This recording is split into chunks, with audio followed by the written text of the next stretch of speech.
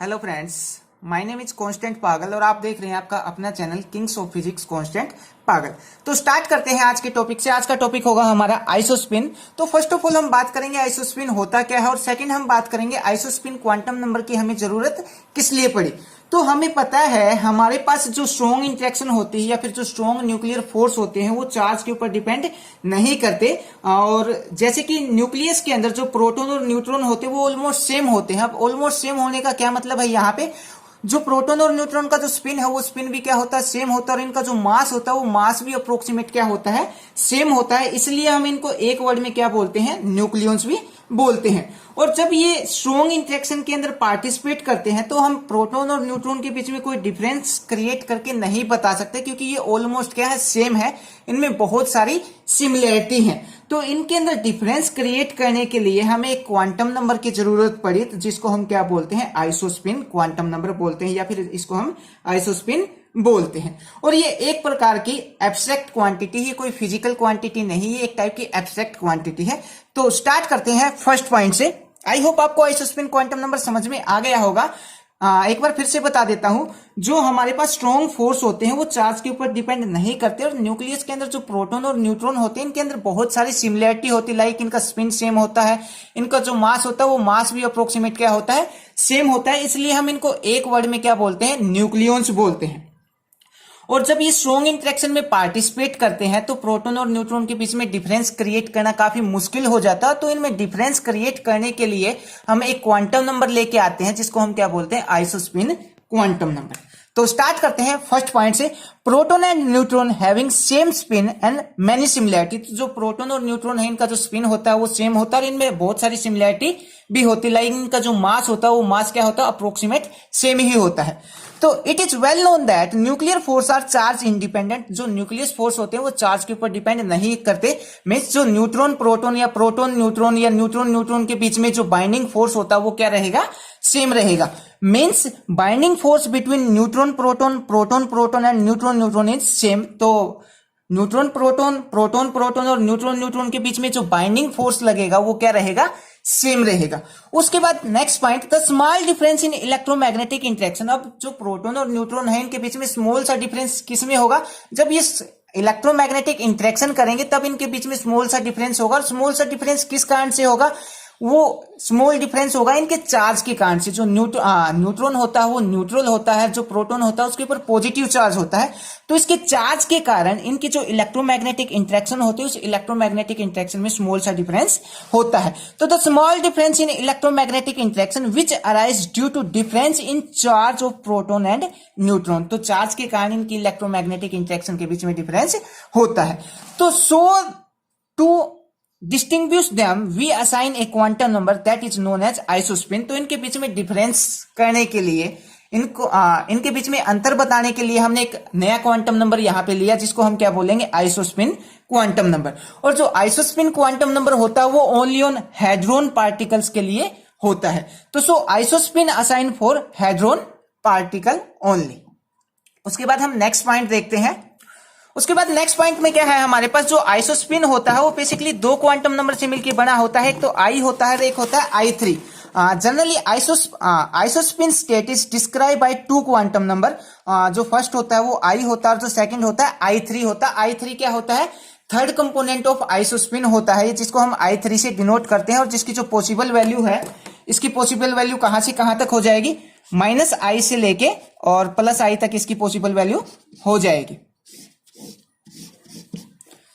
और हम आइसोस्पिन निकालते कैसे, आइसोस्पिन निकालने का फॉर्मूला होता है हमारे पास 2I + 1, और इसका जो थर्ड कंपोनेंट होता है उसकी वैल्यू कहां से कहां तक होगी, -I से लेके +I तक उसकी वैल्यू रहेगी।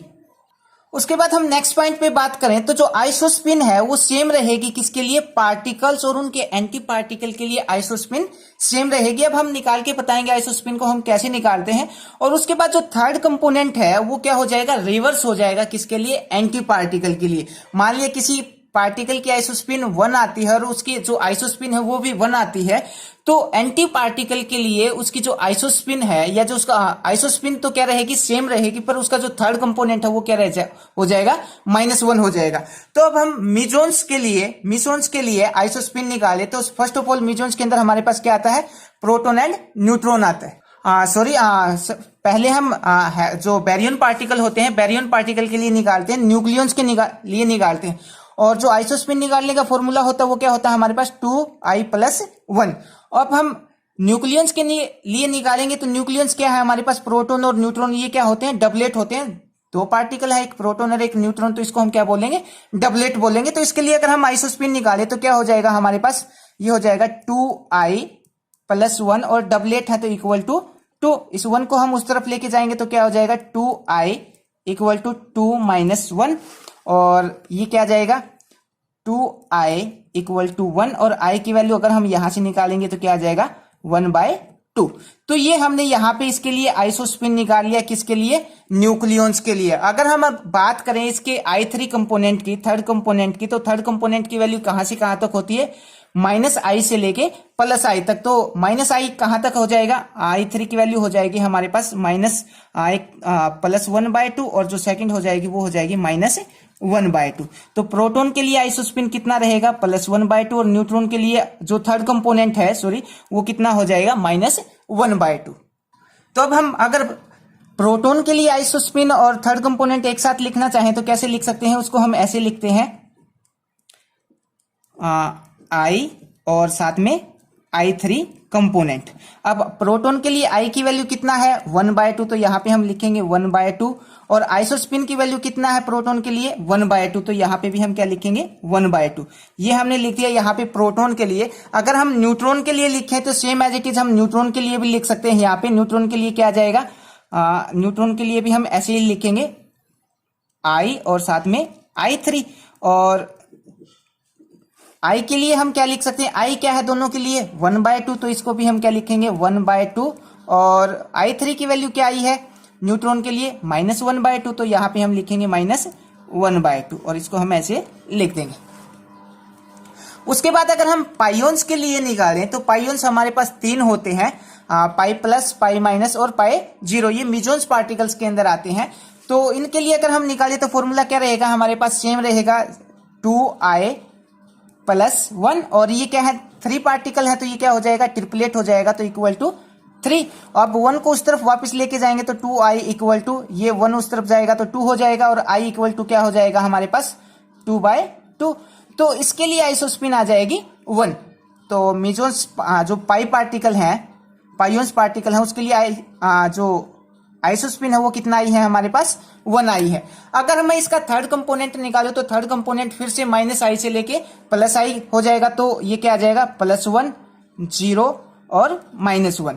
अब ये +1 किसके लिए आया है, ये प्लस पाई के लिए प्लस आया है, और π0 के लिए 0 आया है, और जो π- है उसके लिए माइनस आया है। सेम एज इट इज अगर हम π+ के लिए यहाँ पे लिखना चाहे, जैसे हमने यहाँ पे लिखा था π+ के लिए, तो π+ के लिए हम कैसे लिख सकते हैं, π+ के लिए हम लिख सकते हैं ये आ जाएगा हमारे पास 1, एंड π+ के लिए 1। अगर हम π- के लिए π0 के लिए लिखें तो π0 के लिए क्या आ जाएगा हमारे पास, ये आ जाएगा 1 और 0। आइसोस्पिन है ये I है और ये I3 है, और सेम एज इट इज π- के लिए क्या आ जाएगा, π- के लिए जो आइसोस्पिन है वो क्या है 1, और जो थर्ड कंपोनेंट है वो कितना है -1। ये आ जाएगा आइसोस्पिन उसके लिए भी। उसके बाद अगर हम किसी और पार्टिकल के लिए निकालना चाहें तो और पार्टिकल के लिए भी निकाल सकते हैं। लाइक हम काइयोन्स के लिए निकालते हैं, तो काइयोन्स के लिए क्या आ जाएगा, काइयोन्स के लिए आ जाएगा, काइयोन्स हमारे पास 2 टाइप के होते हैं, एक K+ और जो दूसरा होता है वो K0 होता है। तो ये 2 पार्टिकल हैं हमारे पास, तो ये क्या आ जाएगा डबलेट हो जाएगा। और इसके लिए यहाँ अगर हम निकालेंगे तो क्या आ जाएगा 2i+1 = 2, और इसको उस तरफ लेके जाएंगे तो i की वैल्यू कितना आ जाएगी हमारे पास 1/2। अगर मैं थर्ड कंपोनेंट की वैल्यू निकालूं यहाँ पे तो थर्ड कंपोनेंट की वैल्यू आ जाएगी 1/2 और -1/2। K+ के लिए जो K+ है, K+ के लिए जो थर्ड कंपोनेंट की वैल्यू आई है वो 1/2 आई है, और जो K0 है उसके लिए जो थर्ड कंपोनेंट की वैल्यू आई है वो कितना आई है -1/2। तो सेम एज इट इज हम इनको भी उसके जैसे ही क्या कर सकते हैं, अरेंज कर सकते हैं। तो ये था हमारे पास आइसोस्पिन का टॉपिक। ये एग्जाम पॉइंट ऑफ व्यू से काफी इंपॉर्टेंट है। आई होप आपको ये समझ आया हो। अगर आपको समझ आया है तो आप अपने दोस्तों में शेयर कर सकते हैं। Thank you.